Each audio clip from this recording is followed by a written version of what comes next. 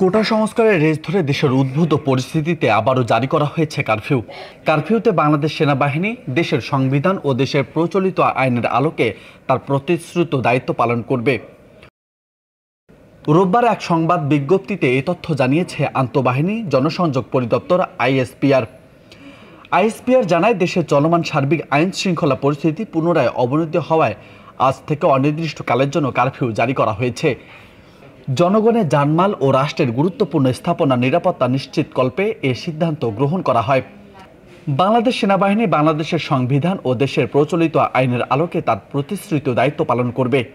এ ব্যাপারে জনসাধারণকে কারফিউ মেনে চলার পাশাপাশি সার্বিক সহযোগিতার জন্য বিশেষভাবে অনুরোধ করে আইএসপিআর। রাজু আহমেদ, বার্তা 24।